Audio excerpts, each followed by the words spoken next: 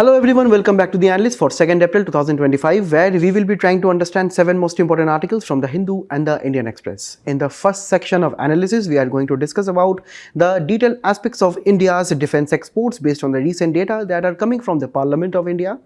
In the next one, we'll be trying to understand why India needs to have a comprehensive policy on air pollution. In the next part of the discussion, we'll be taking up the simplified articles, where we'll be discussing 5 more articles in news which are extremely crucial for your upcoming prelims 2025 examination. So stay tuned. Hello guys, I hope you all are doing well. Your preparation is going fine. I am assuming that. So with this, I am going to start today's session on the most important articles in the newspaper today. While in the very first article, we will be trying to understand the various scenarios, the data, the implications about increasing Indian defense exports. This is again regarding a recent statement made by the defense minister in the parliament. We know that the parliament session is ongoing as a part of the budget session, and also we know that in this session we have so many bills, so many discussions, mainly on the important issues and the debates in the country. And that is why we have as of now a very crucial topic from mains perspective. Also, we have some prelims information sprinkled in between, where the main context is that India's defense exports have touched $2.7 billion, and for a developing country like India, it is actually a very big deal. It is actually a very big news, and it is good for the country's manufacturing ecosystem. Also, good for our own diplomatic relations with some of the like-minded nations. So this is why this topic becomes extremely important. When we talk about the syllabus, we obviously have the defense related aspects which are very important for the general science part of our prelims examination. Also, when we talk about the mains, when we concern GS2, we need to talk about the various effects of policies and politics of developing countries and developed countries on India's interest, where these pertain to the policies of some of the global south nations, of our like-minded nations, to purchase defense equipments for, from us, from India. Also, when we talk about GS3, we have to talk about the various industrial policy changes. We now understand we are promoting the startup ecosystem, we are promoting Make in India, where we also have the aspect of defense manufacturing in the country. Finally, we also have this infrastructural sections of our syllabus. And last but not the least, we also have the GS4 aspects when it comes to the matter of ethics in international relations. Look at this question. You can pause my screen as of now. This is a question from 2020 mains, where the question is mainly on the aspect of India trying to usher in the new policy of promoting defense exports, where you can pause the screen, you can read the entire case study. And I am going to highlight 2 important questions which I am going to incorporate in my discussion. So you have to watch it entirely. The first question is that, as an arms exporter of a responsible nation like India, what are the various ethical issues involved in arms trade? Because here we are not talking about exports of agricultural items, of electronic items. Here we are talking about exports of missiles, guns, ammunitions to other nations. So definitely, if we are actually trying to export some arms and ammunitions, some aspects of defense materials, it is generally for peaceful purposes, but also can be used for violence in some of the conflicts, right? So that is why there are some ethical issues involved, and GS4 PYQ is trying to stress on exactly that point. The second question is that we have to list 5 ethical factors that would influence our decision to sell arms and ammunitions to the foreign governments. It's a very interesting question. Firstly, we'll be trying to understand the article details about the other aspects. Then at the end, I'm going to take up the 5 important ethical issues. Now, at the very beginning, I want to, tell you what actually is consisting of our defense exports. As of now, we are trying to export weapons such as guns, missile tanks, aircraft and naval systems, as a part of which we are trying to export drones, warships. We are also trying to give technical expertise between them. Also, the various subsystems, components of missiles, of ammunition, the spare parts and so on. We are also trying to have them. And also among this, we have the radar, we have the electronic systems, we also have the ammunition and protective gear. So all of this actually take part as the major basket of export items from India. And it is actually a very significant deal because historically India was dependent on countries such as Russia, such as USA, to fund or say to actually try to mobilize the materials that are needed for our defense capabilities, be it the various wars which India have had seen in the past few decades, and also from the very beginning, right? We were majorly dependent on the imports of defense materials. But over a period of time, as and when India tried to ramp up its defense manufacturing, mainly by the increasing amount of capabilities of our defense organizations, some of which you can mention in the comments below, we have over a period of time have increased our manufacturing capabilities in the same. And that is what this report in the parliament by the defense minister is highlighting. Firstly, when I talk about the total defense exports, it has seen a growth of 12% in a matter of some few years. And also when we talk about the total current status, we are now at 23,622 crores of rupees of defense exports, and this is actually the money that is coming to us. We are earning this money from abroad by exporting our defense technologies to various countries in Southeast Asia, in Africa, in Middle East, and so on. And when we talk about the section or say who are actually trying to manufacture our defense exports, it is generally coming from the defense public sector enterprises. So generally we understand that defense public sector enterprises are driving the major growth in the overall defense exports, who contribute around 43% of the overall defense exports. So generally we see that the private sector contribution is very low, it is abysmal, but yes, it has grown when we compare it over the last year.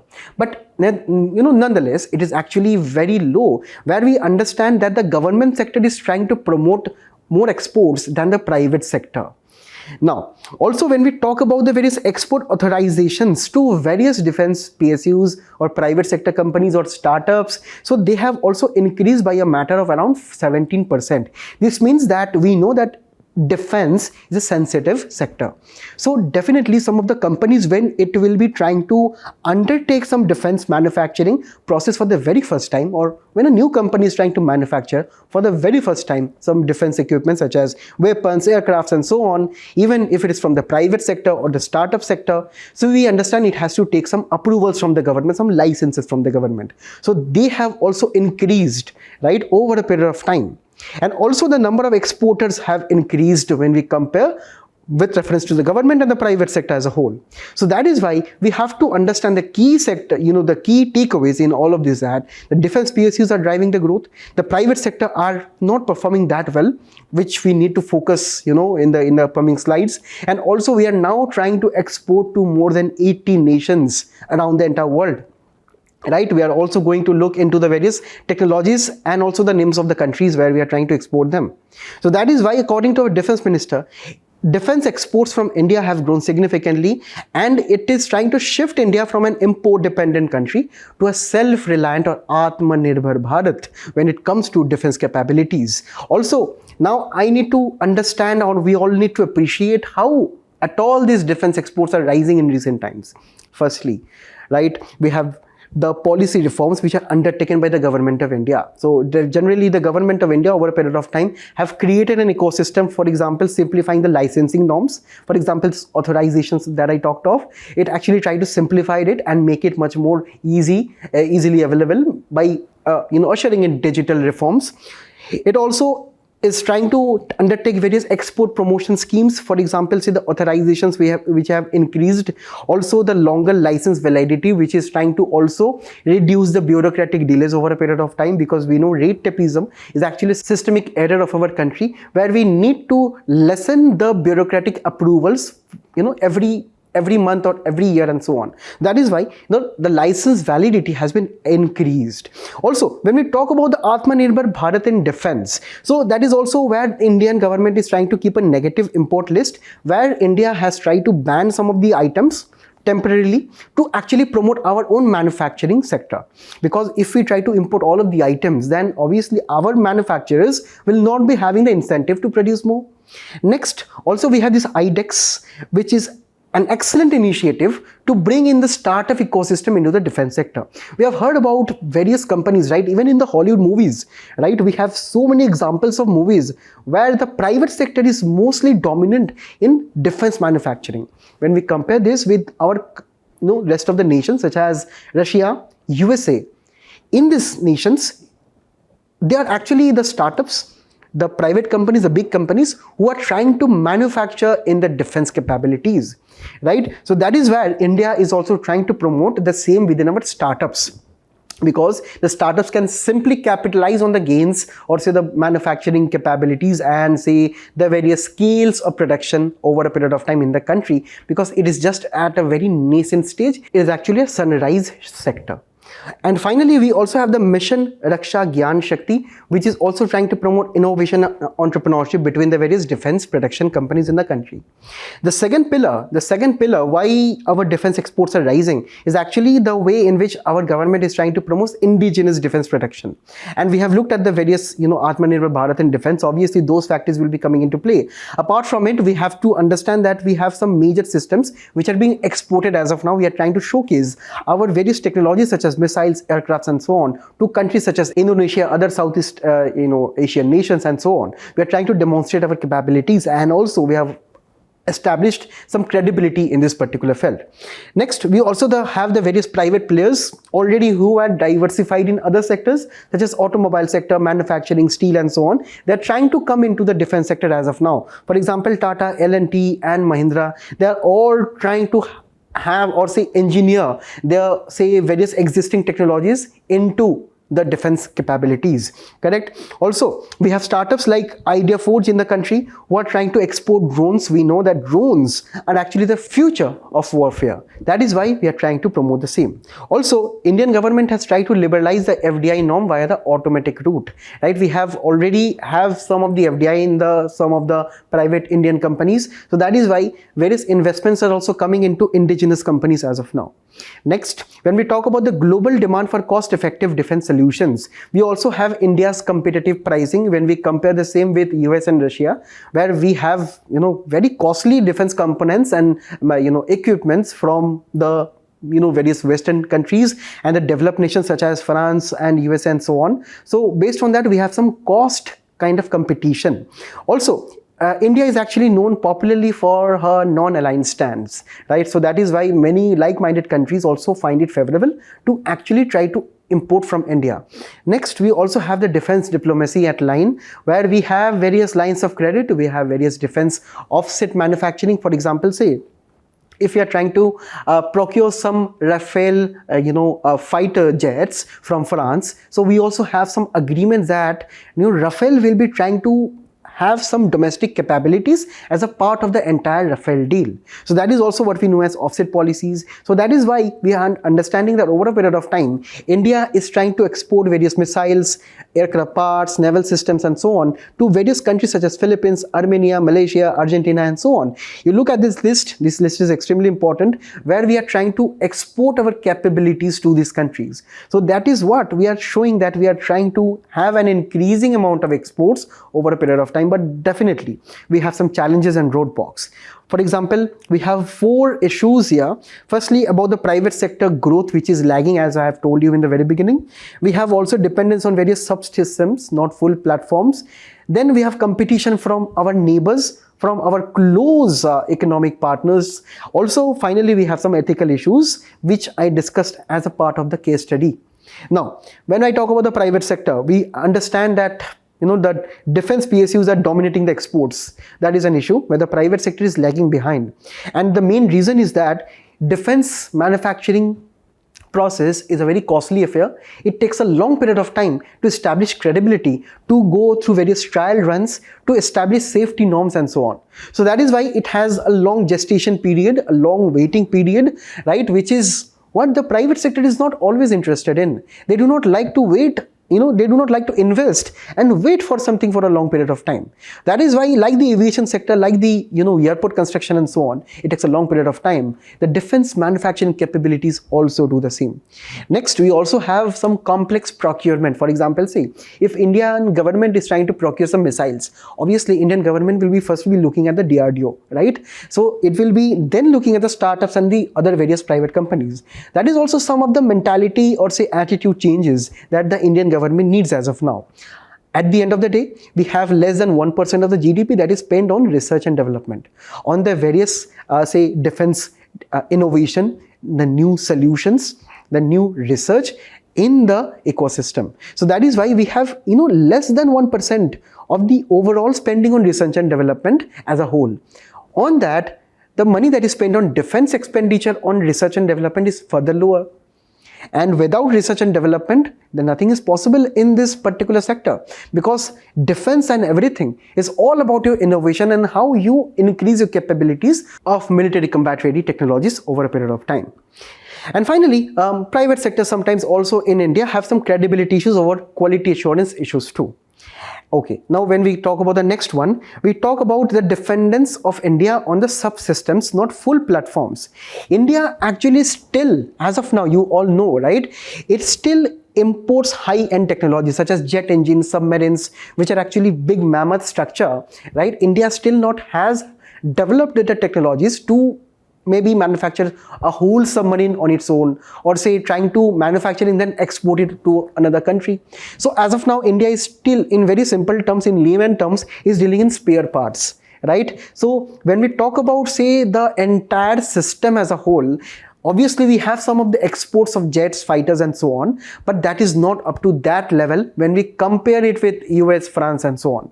Right? Also, most exports are components, not complete systems such as stage parts and so on. So that is where it brings me to the next point, where we have some competition from China and Turkey, right? Because China's defense export are 5 times India's, and also they are much more cheaper.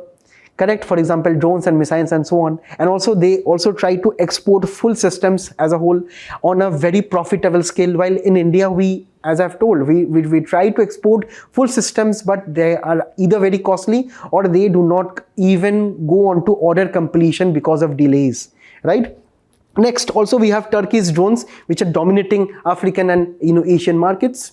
At the end of the day, any defense technology, when we are trying to export them, they always pose some ethical issues. Firstly, there are always rise of, say, risks of misuse of defense technologies. For example, say if a country X is importing missiles from India, so what is the say guarantee that that country X will not be misusing it, or it will be not using it for their own conflicts, their internal conflicts or external conflicts, right? For example, the international media will report that a particular country X is using Indian missiles to attack another country Y.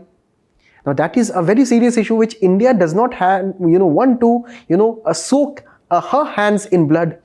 Next, we also have the diversion to non-state actors, which is a major issue. We have so many instances of narco-terrorism. We have instances of various rebel groups. We have the non-state actors in various other parts of the world, which can illegally import our missiles, our BrahMos missiles and so on, to launch attacks against any other, entity, or even against the national government of that country X.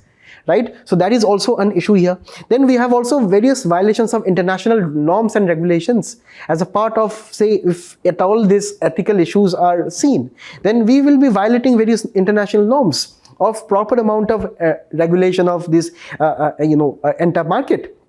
Finally, at the end of the day, it is all about moral responsibility versus national interest. The main dilemma here is that should India prioritize profits over peace? Which you can let me know the answer in the comments, which is actually a question where there is no perfect answer here.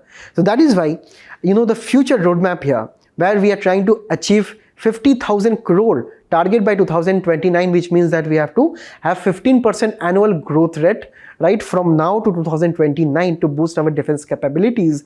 As of now, we are trying to have these ethical questions and on the particular sidelines, because at the end I'm going to tell you why we are trying to have responsible defense exports. Firstly, when I talk about the future roadmaps, we are obviously trying to aim to have India's rank within top 10 by 2030. As of now, we are within the top 20. Also, when we try to expand our export markets, we have to focus on Africa, Latin America and Southeast Asia, who are actually the emerging purchasers of our defense exports. Next, we have to leverage very strategic partnerships as a Quad, Indo-Pacific alliances to actually promote our goods.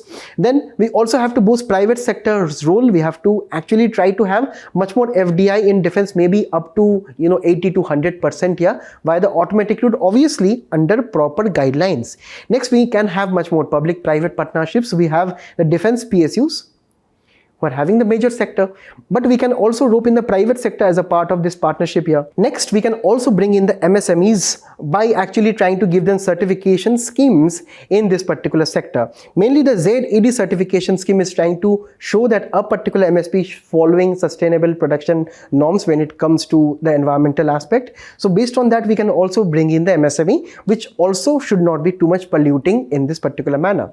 Finally, we can also encourage various joint ventures between the private companies such as Tata, between Tata and Airbus, between Ambani and various other private sector companies abroad. So that is where we can do this.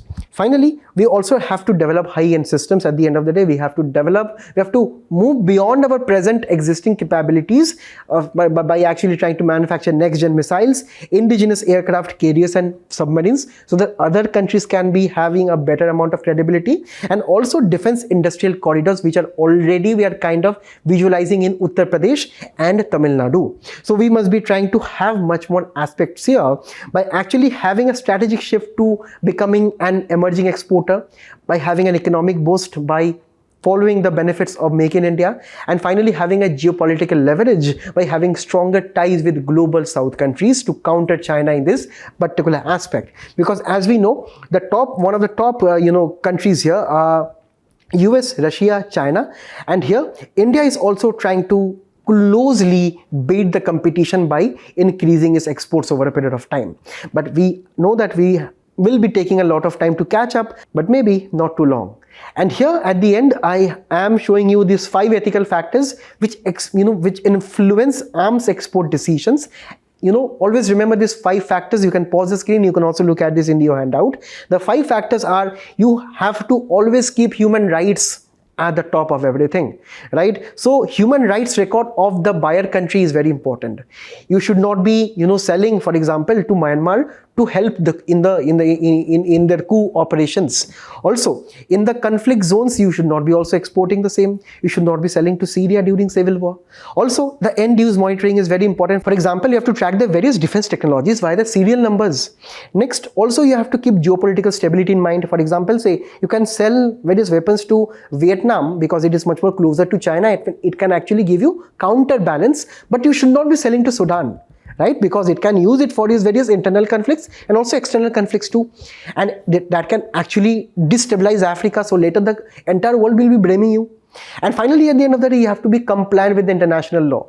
For example, say you have to obey some of the conventions and the laws which are in the place right now. You cannot go beyond that. So in this way, we can actually proceed with defense exports. That is not unethical and at any way, because sometimes we need some weapons, we need some deterrence for peace, right? That is why we can proceed with exports to friendly, stable nations. You have to reject deals that violate human rights or international law. And finally, you have to advocate stricter global arms trade regulations. So this should be your complete answer. In the comments also, you can let me know some of your own other ethical viewpoints.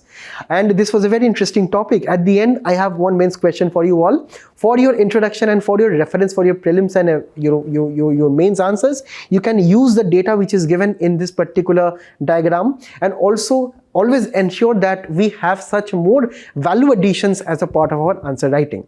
Now we'll be moving on to the next one after this long discussion. The Hindu has given an excellent article which is trying to summarize what are the various ways which India needs to adopt to combat the air pollution scenario in the country. So here is a detailed article. Also, this discussion is going to be a detailed one on what are the various aspects and issues of Indian air pollution are, also what are the various Indian government initiatives are, and what are the way forwards we should be trying to adopt. So it is extremely crucial for prelims, obviously we know, and for your environment and for your ecology, for your air pollution initiatives, we need to be aware of the same. And for your GS3, we need to be aware of the various environmental pollution and degradation. Now, in the very first one, I am going to try to highlight what is the scale of air pollution crisis in India. Obviously, we know according to various reports, you can let me know in the comments also what are the various reports pertaining to air pollution in the entire world. When we talk about the same, Indian cities rank consistently among the top when we talk about the world's most polluted cities, right? And let me tell you, Delhi is at number 2, right? It is of a surprise, right? But who is at number 1? Anyone? Can you tell me? Now, also when we talk about the economic cost, it is attributed to around 1.4% of GDP lost, in India per annum, according to a World Bank report. Also, when we talk about the health impact, according to Lancet report of 2025, air pollution in India is attributable to 1.67 million deaths per year. And that is a severe amount. After that, we have so many respiratory diseases such as asthma, COPD, which generally surge in the winter seasons, especially during Diwali and after Diwali, after the harvest season there, where we have generally in North India, the stubble burning issue, where cities mainly in and surrounding Delhi, NCR, we see severe amount of pollution during that time. And here between the same, the children and the elderly are the most vulnerable. Where we talk about, say, what are the sources of, say, PM 2.5, say, pollution in the country. Generally, we attribute it mainly to various residential biomass, as we have just discussed in winter, that stubble burning is a major issue.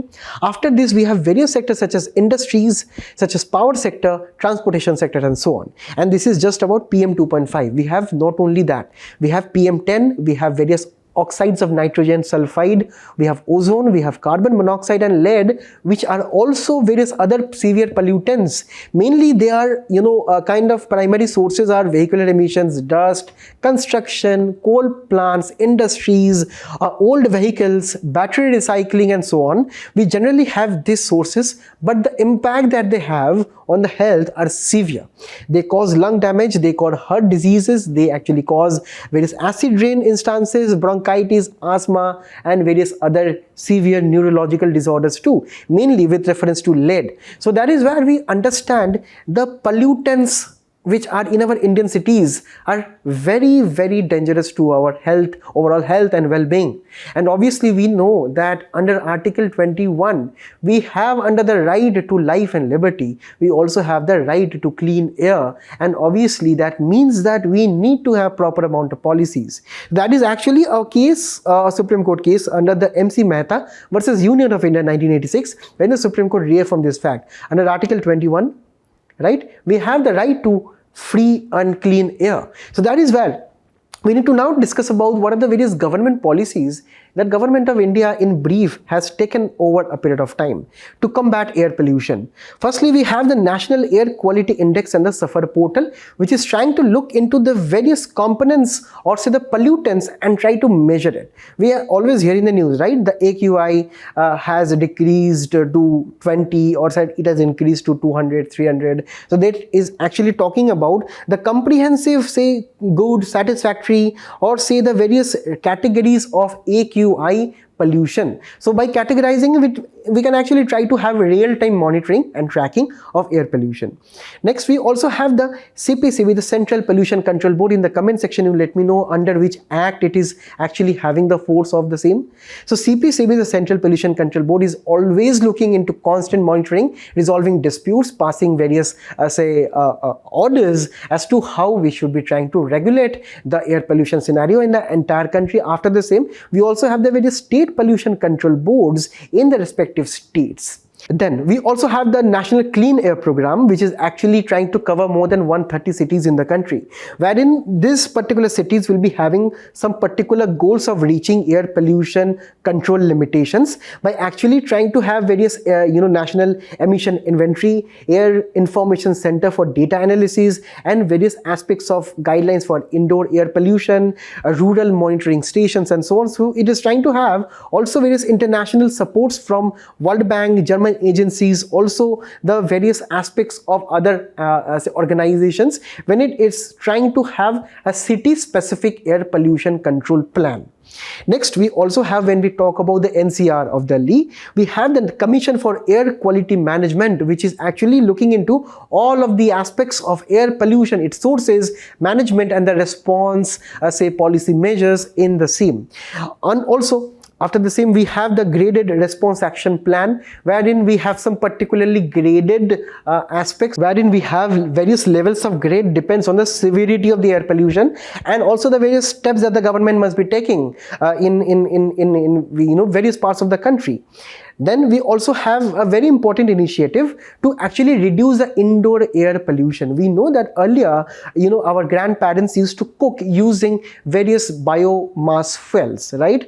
And also various wood and cow dung and so on. But those things are extremely dangerous because they cause indoor air pollution without us even knowing that. We know that the food tastes much better using biofuel, right? But the thing is that it is causing a lot of pollution. It actually caused a lot of pollution over a period of time, due to which the government of India subsidized the various LPG cylinders, and this is also a way to reduce the indoor air pollution. Next, we also have the various measures to reduce air pollution via vehicles. Firstly, we have right now the BS6 emission standards, which is also looking at the reduction of sulfur oxide pollution. Also, we have the odd even scheme, which was implemented in Delhi. After that, we also have the National Electric Mobility Mission Plan to promote much more aspects of the electric vehicles in the country.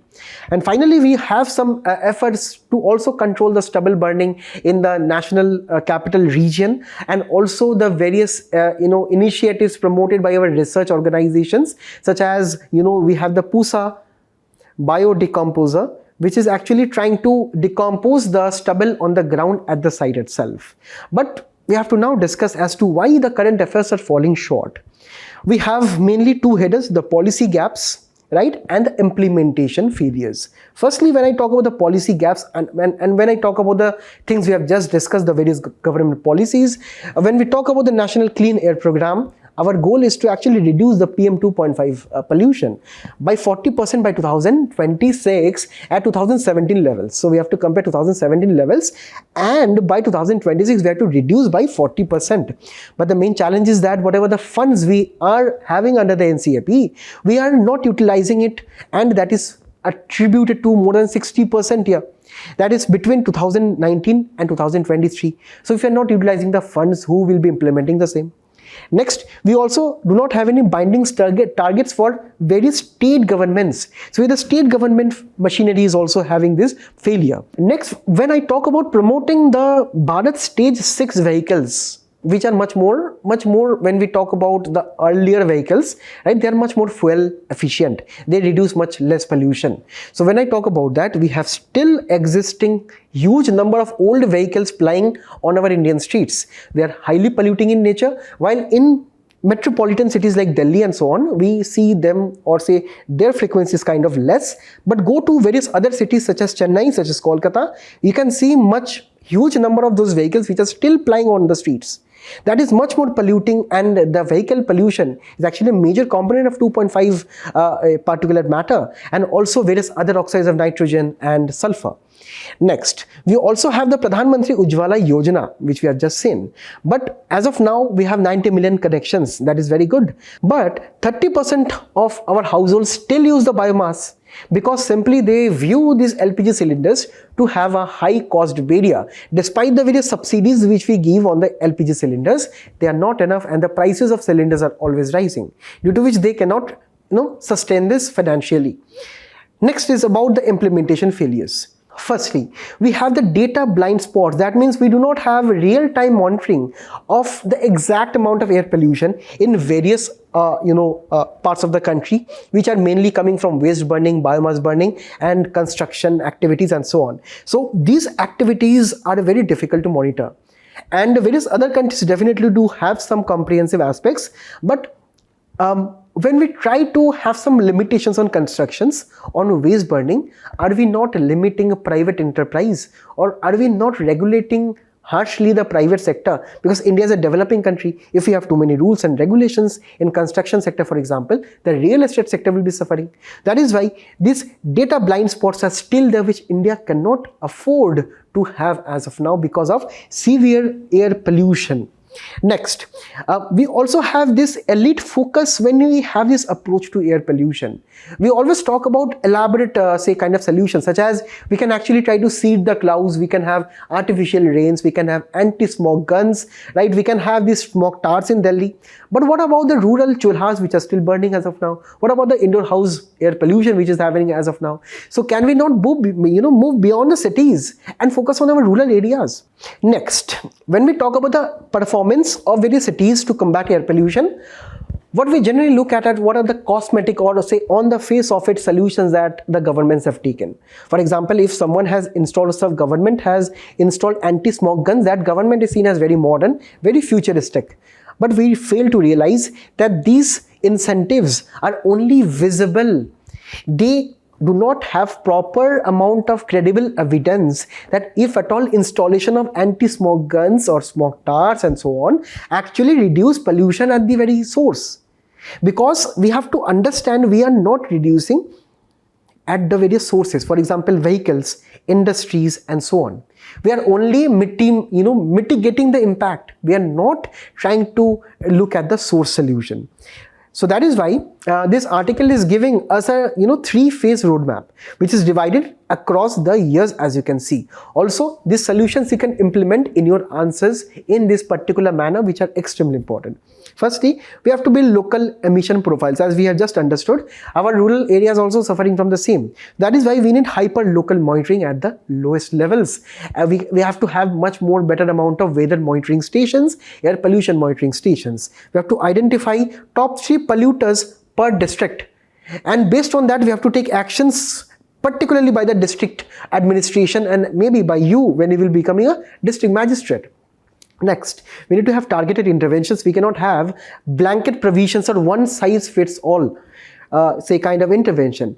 When we talk about the various problems, we have problems according to various sectors such as transportation sector, industry, agriculture, houses. So based on that we have to take appropriate amount of solutions. For example, say when I talk about the transport sector and the air pollution problem there, we have to scrap the 15-year-old vehicles on a war footing, generally by making it binding by the state governments do the same. Also, we have to expand the metro services and the various other public transportation services. When I talk about the industry, we have to talk about mandating scrubbers. Now these are actually machines which purify your polluted air, or say the polluted air which you are emitting from your industrial activity, right? For example, say if you are doing some industrial activity based in steel plants, so we know that the fume, the smokes and everything, they have so many oxides of polluting materials. So these scrubbers, they actually take in the smoke, they actually try to filter the smoke, they try to trap in the pollutants and then finally release the smoke into the environment.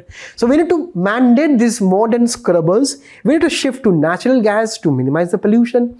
For example, with reference to agriculture, we need to incentivize happy seeders, which are very efficient amount of ways of decreasing stubble burning. And finally, when we consider the various last reforms, we have to take the various systemic reforms. That is the reforms that we have to take already, the 1 and 2 by 2030, and the reforms that we have to take beyond 2030. Firstly, we have to have green GDP metrics by partnering the various states and monitoring the state's performance based on the environmental aspect, mainly the air pollution aspect. We can actually try to reward the states if at all they try to reduce the AQI. We also need to have a right to clean air act. According to the Supreme Court judgment we have seen, we definitely have right to clean air as a part of our Article 21. Definitely, why not have a right to clean air act? And at the end of the day, we need to promote circular economy like anything. We need to reuse construction waste. We need to tax the various polluters in this particular manner. At the end of the day, right, we always need to learn from others. So that is why we need to learn from China, Brazil, USA, UK, where mainly in China, right, they have closed most of their coal plants. They have, strict fines in place. The outcome is that they have reduced 40% of the PM 2.5 pollution in the last 5 years. Also, when we can learn from Brazil, they have community waste management. The local people, the local community try to manage that. So they have reduced open burning. So this tells India that since we have a large network of NGOs, SSGs and so on, can we not try to diversify like this? At the end of the day, we also can learn from the two major countries such as USA, where USA has tried to promote cap and trade, which is actually the way in which we have carbon markets, right, where we try to trade among carbon credits. Right? So India must be trying to have this polluter pay models. That means if you're polluting more, you have to simply pay, right? And you have to incentivize those companies who are polluting less. So this is the cap and trade plus the EV push that they are trying to, do in the US by promoting so much of, say, electric vehicles such as Tesla and so on. Even China is trying to do the same. China is trying to do the same at much more lower costs by actually trying to have so many private companies manufacture, say, electric vehicles.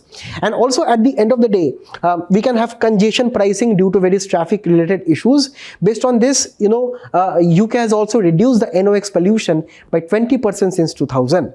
That means that we have to also focus on traffic management. So at the end of the day, we finally get some important conclusion aspects, right? We have to understand that gimmicks such as smoke towers and so on are not long-term fixes. Next, we also cannot ignore rural India because 85% of the biomass actually burns there. So focus there also. And finally, we cannot rely on penalties alone. Right? We have to subsidize clean alternatives first, such as promoting renewable energy, green energy, and so on. For your reference, we have this mains practice question. You do practice the questions because UPSC is all about answer writing, right? So now I'll be showing you some PYQs of 2016 and 22, the answer of which you let me know in the comments below. Now we'll be moving on to the simplified topics. The very first article here is about the recent agreement between India and Chile for having an economic partnership pact. We know that Chile is actually very far away from India, and that is why we do not have proper amount of FTAs and economic partnerships with Chile. But as the world is progressing, as the world is diversifying based on demands of critical materials, of India's need to participate in Antarctica, and also to diversify the trade partners, India and Chile are coming together as a part of the talks. So that is why this becomes very important for prelims when we talk about current events of international importance, of national importance, also of GS2 when we talk about seeing the policies and politics of developed countries and developing countries on India's interest. Now, at the very beginning, pause the screen and just look at the map of Chile, right? Look at the various geographical features such as the oceanic features which are surrounding Chile. Also look at the various, say, straits which are there, the gulfs, right? And obviously some of the important cities and towns here. One very noticeable features you can see that the Andes mountain is actually stretching along the entire length of the country, right? Which is a very interesting feature. Okay, now when we talk about the key outcomes of the meeting between our Prime Minister and their leader Boric, we have some crucial outcomes. Firstly, we have the launch of comprehensive trade pact negotiations because we need to have a mutually beneficial agreement. When I just am quoting the language of the agreement here, based on the various trade of goods and services, critical mineral cooperation and resilient supply chain, because both of the countries are trying to have their own cooperation agreements as of now. Why at all this comprehensive trade pact negotiations will be taking place right now? Because we have much more cheaper lithium, copper for EV and the renewables that we can source from Chile directly. And that is why we have to appreciate that Chile is actually one of the topmost producers of copper, and that is why we have to understand that Chile, on the other hand, faces competition from China too. So to actually diversify its markets, to reduce its dependence on various Chinese importers, right? So Chile is trying to have much more partnerships with other like-minded nations, likely positioned nations such as India. Now, the second will be the various major agreements signed, and here it is very interesting that the Codelco of Chile and our own Hindustan Copper Limited have signed a deal.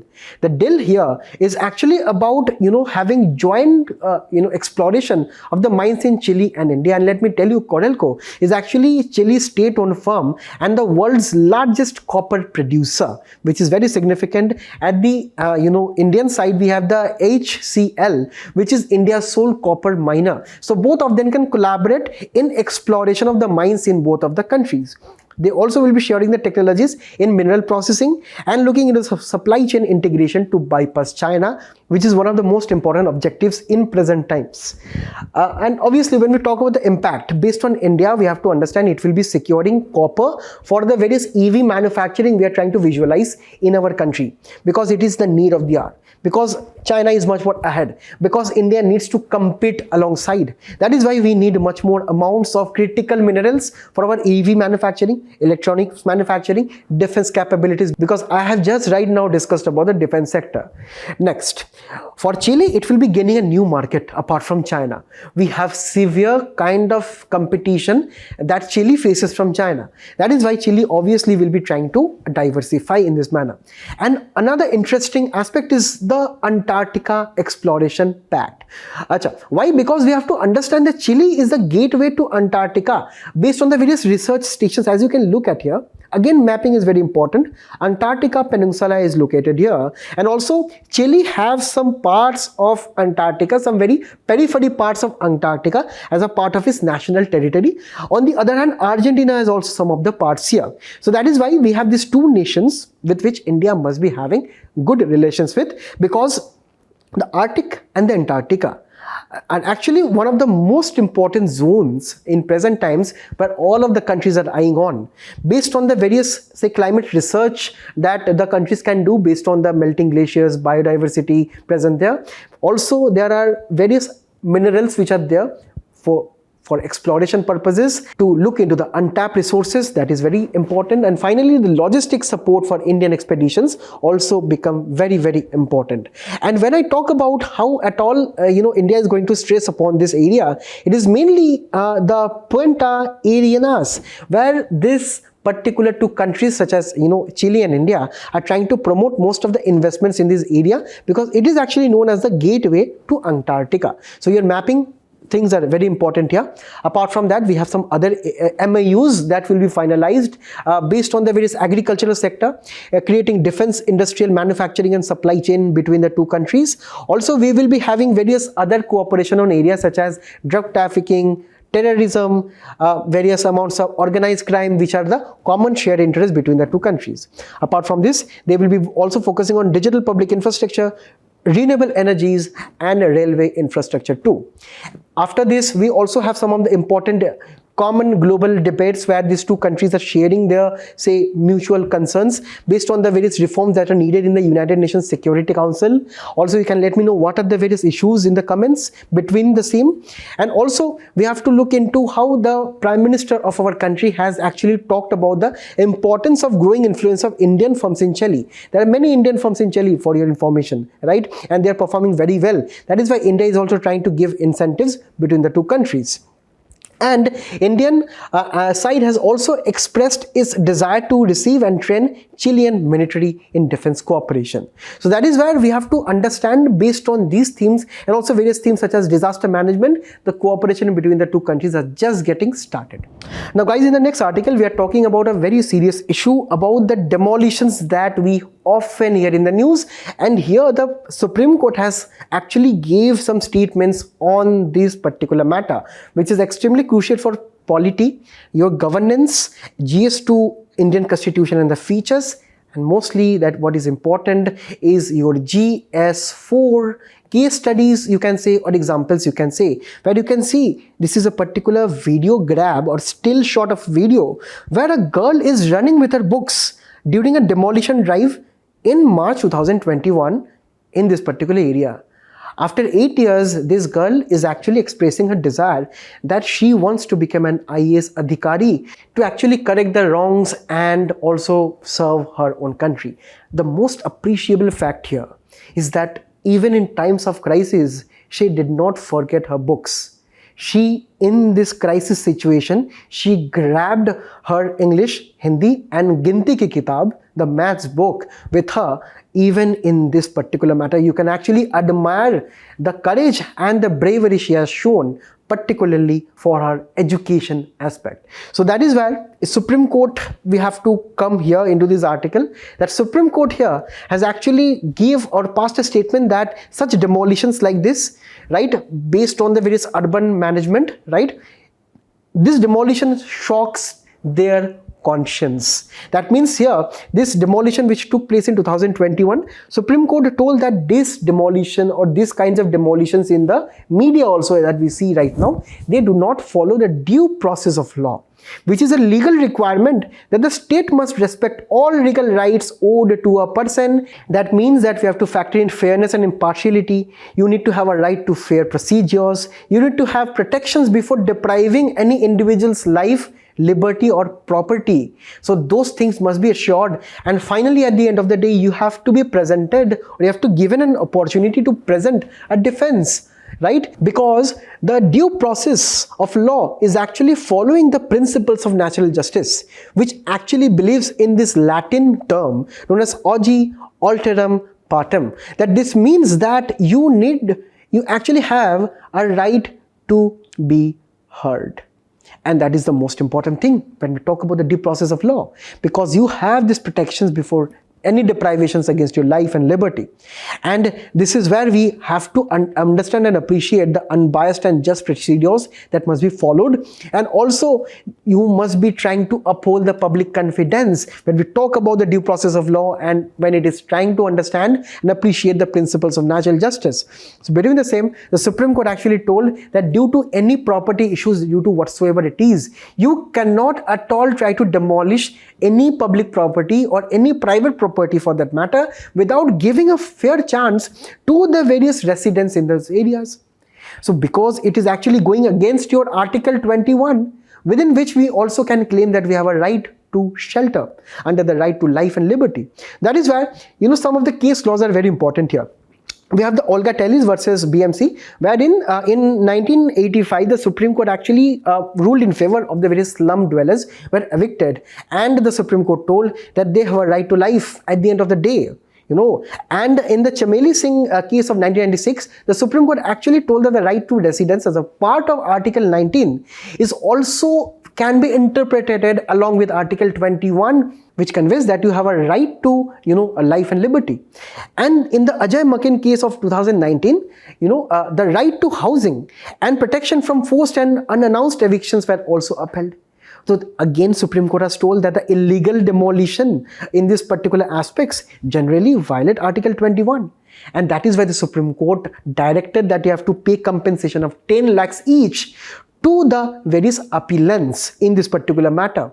The bench also asks the authorities to scrupulously follow the decisions of the court, and if not, they will be facing some actions. So what are the implications here? Firstly, fundamental rights are paramount, the due process of law are paramount. That is where we need to uphold the same in the spirit of our constitution. Secondly, it is also highlighting the judiciary's role over a period of time, as we can see. And also, in recent times, we have seen how judiciary is proactive in this matter. Next, we also have this alleged a kind of negligence by the urban governance. Sometimes they are alleged that they do not even look into the facts of the matter, and sometimes they are motivated by some other reasons for these demolitions. At the end of the day, it is also talking about our administrative ethics, right? Remember that girl who ran away with her books and everything. So that is also showing that we, as a part of our administration, we need to be following some ethics at the end of the day. So here we have two very simple questions from 2023 and 18. You let me know what are the answers here. Guys, here we have an article by C. Raja Mohan, who is an excellent article, mainly who writes for this international relations that actually concern India's interests. So here he's talking about the BIMSTEC. Now, without going into a detailed discussion about this, because the main context here in this article is that, our Prime Minister is actually heading to the Bay of Bengal initiative for multi-sectoral technical and economic cooperation such as BIMSTEC Forum Summit this week. So a detailed explanation, detailed aspects of BIMSTEC and everything will be uploaded once, at all this particular, say, BIMSTEC Summit has taken place and the outcomes will be there. As of now, we are going to discuss about the imperatives of the BIMSTECs and some of the various key points which are discussed without going into too much detail here.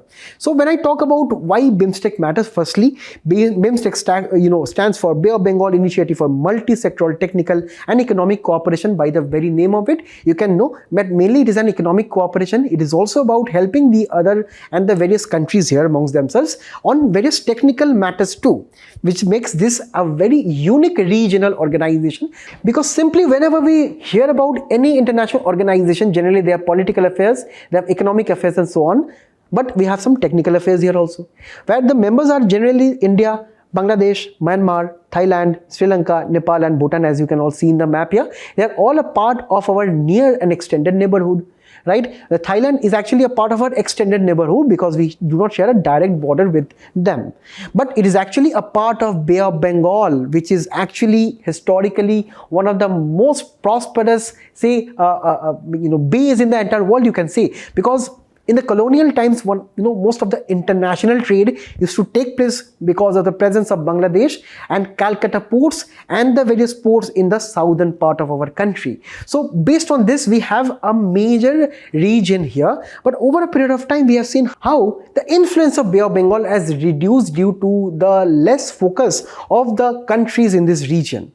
So that is why since its formation, the government has actually tried to focus on the BIMSTEC here, which is actually a region which is having a potential of $3 trillion GDP zone in this region, along with 1.5 billion people. And also in recent times, when our Prime Minister is trying to focus on the summit in the coming days itself, mainly we know due to the sad occurrence of the earthquake, most of the agenda will be regarding Myanmar and the earthquake here. But also a longer challenge is actually trying to revitalize the BIMSTEC, correct? Because as of 2022, we actually try to have a charter, or charter is actually a document which outlines the aims and objectives of BIMSTEC. Until 2022, we did not have any charter, just like the United Nations Charter, right? So also the charter of the BIMSTEC was lacking. After 2022, we had a charter, but since then we also do not have too much of the functions which are trying to arise out of the same, right? Several new initiatives, including maritime connectivity and so on, will be in talks after we have actually tried to discuss about the outcomes of the Myanmar earthquake. So here we are actually trying to visualize, revitalize BIMSTEC under China's shadow, because China is also having this string of pearl strategy here. So that is why India is also countering the same. Also, India's Plan B is actually known as the BIMSTEC because of the SAARC failure over a period of time, because Pakistan's non-cooperation in the SAARC. That is why India is now looking at this region to boost the regional connectivity and also on technical and economic matters. So mainly here we have to focus on three aspects: multilateral, bilateral and unilateral aspect from the editorial.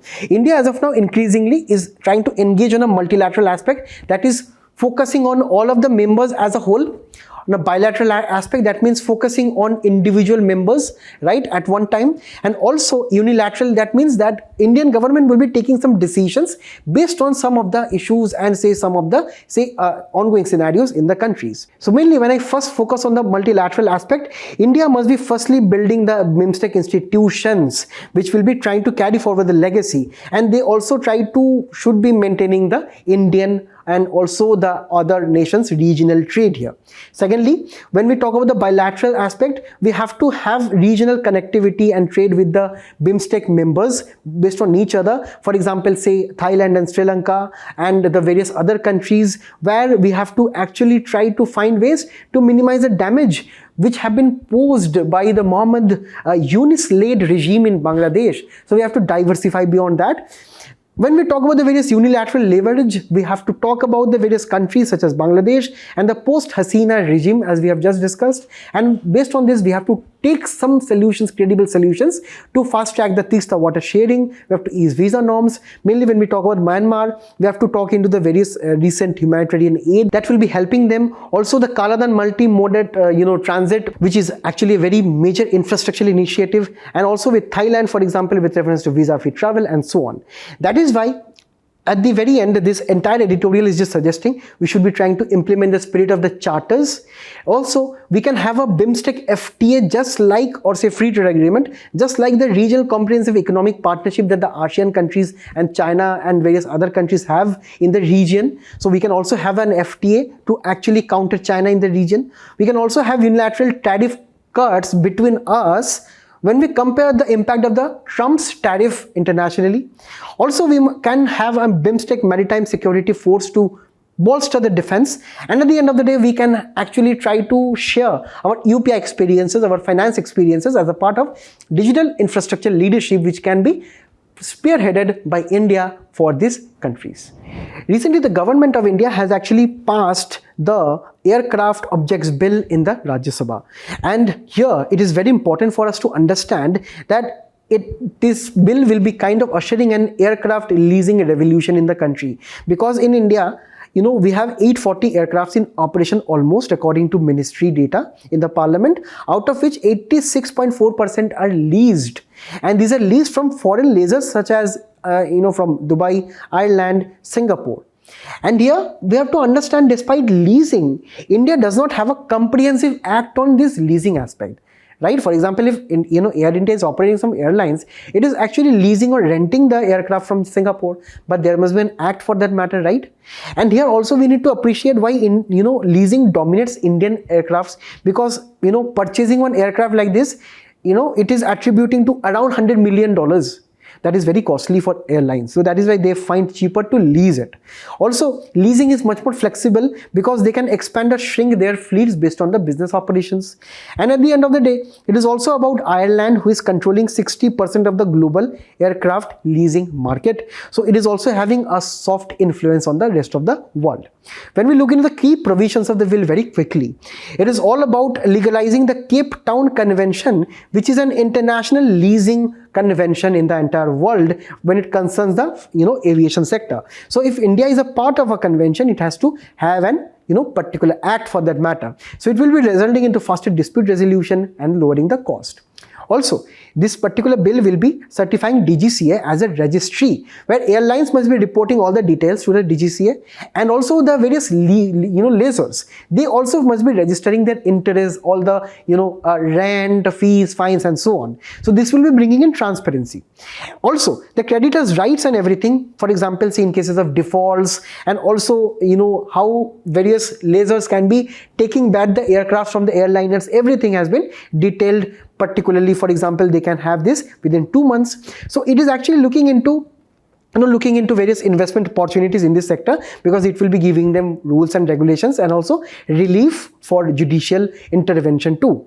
And at the end of the day, it will be cutting the cost, right? Because a particular bill and act will be including market regulations and everything. So this will be cutting the cost to 8 to 10%, and at the end of the day, it will be good for us only, because for passengers, it will be enabling cheaper air travel. So this was all for this. The last article of the day is simply open market operations, which is again a topic which we'll be undertaking, which we will be trying to understand for our prelims examination, because recently RBI has announced it will be buying 80,000 crores of government securities. Simply, when we talk about open market operations, they are very different from CRR and repo rate. CRR and SLR, these are known as reserves of the banks. CRR is actually the reserve that the banks have to keep with the RBI. SLR is actually the reserve that the banks have to keep with themselves. You let me know in what ways you can keep the CLR in gold, cash, or whatever you can let me know. Also, it is very different from the repo rate, because repo rate is actually the rate at which the banks actually take loans from the RBI, right? So this is actually the interest rate that the RBI decides that, okay, I'll be charging this much interest rate for the loans that I'll be giving to the banks. So this is your simply CRR, SLR, and repo rate. What open market operation is all about is actually the market transactions, or say the simple act of buying and selling government bonds by the RBI, or say by the central bank of any country, to actually control the money supply and the interest rates. correct? For example, if we are the people here, if the people have bonds, how can RBI give us more money? By actually buying the bonds from us and giving us money in return for the bonds. So simply in cases where we have recession and whatsoever, or in cases where the economy does not have too much of money, so the open market operation can be used to inject money into the banks, because RBI can buy the government bonds. Simply the opposite process will be when RBI will be selling the bonds, RBI will be actually reducing the liquidity. It is just the case when the people have a lot of money with themselves. So to get the money, the RBI will be giving the people bonds along with good amount of interest rates. So that is why it will be reducing money from the economy, and they matter a lot because it helps us control the inflation, mainly in the second case here, right? It also helps us manage the interest rates, because we can actually try to trying to manage the money supply here, and more the money supply, lesser the interest rate, less the money supply, higher the interest rate, and at the end of the day it will be also ensuring stability in the banking sector. Based on this, we have two PYQs from 2013 and 2018. Let me know the answers again in the comments. And at the end, I thank you all for being a very patient audience throughout the entire discussion. I hope you gained a lot here. So please do attempt the quiz which is following up. Till again, all the best. Thank you and best of luck.